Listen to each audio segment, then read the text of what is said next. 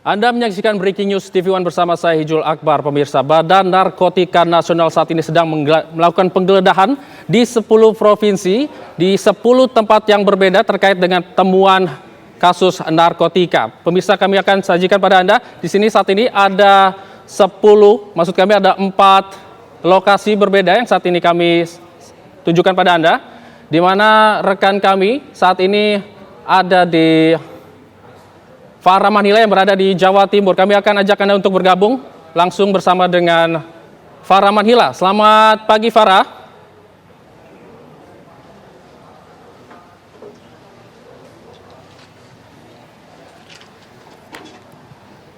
Ya pemirsa, yang Anda saksikan saat ini di layar kaca Anda, ini merupakan penggerebekan. Juga pemirsa. Ya, Ijul dan juga pemirsa, memang Anda bisa menyaksikan saat ini sedang dilakukan penggeledahan oleh Badan Narkotika Nasional Provinsi Jawa Timur di rumah salah satu tersangka pengedar narkoba yang dapat kami sampaikan ini adalah rumah seorang oknum anggota kepolisian yang rupanya memang berperan sebagai pengendali narkotika jenis golongan 1 yaitu sabu, dan saat ini tengah dilakukan penggeledahan di rumah tersangka bernama Oknum Aibtu Arif Susilo yang berlokasi di Taman Indah Regensi Sidoarjo, Jawa Timur. Pihak BNNP Provinsi Jawa Timur ini sedang melakukan pendalaman apakah kemudian akan ada barang bukti tambahan yang ditemukan dalam penggeledahan saat ini. Dan dapat kami informasikan, Ijul dan juga pemirsa, penggeledahan ini dilakukan secara serentak di seluruh Indonesia, dan salah satu titik di Jawa Timur ini adalah di kota Sidoarjo, Kabupaten Sidoarjo, Jawa Timur sejak pukul 10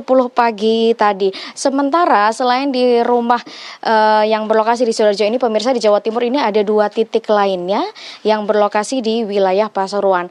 Petugas BNNP masih terus berusaha untuk mencari informasi dan juga melakukan pendalaman apakah kemudian akan ada barang bukti tambahan yang ditemukan.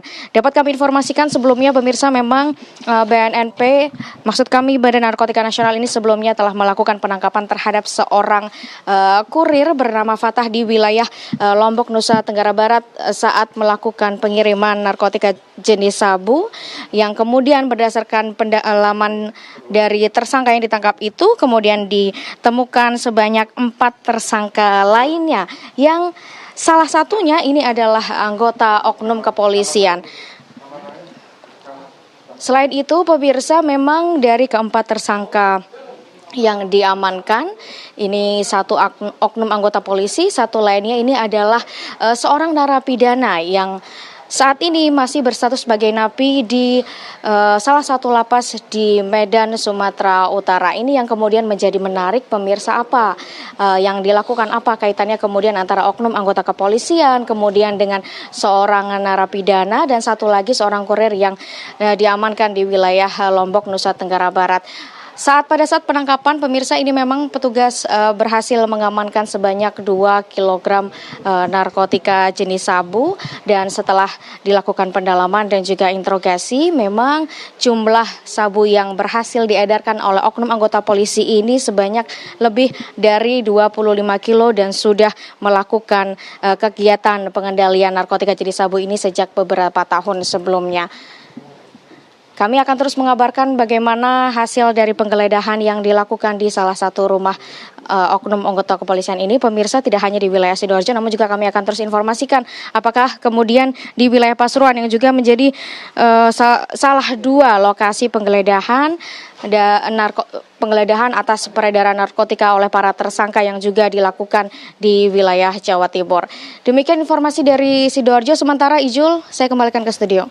Ya, Farah, tadi Anda mengatakan ada satu oknum anggota kepolisian, yaitu Aibtu Arif, yang ditangkap di Sidoarjo, Jawa Timur terkait dengan penemuan 2 kg narkotika sabu. Dan Anda juga mengatakan tadi ada 2 lokasi lainnya di Jawa Timur terkait dengan penggeledahan ini. Apakah oknum Aibtu Arif ini juga terkait dengan 2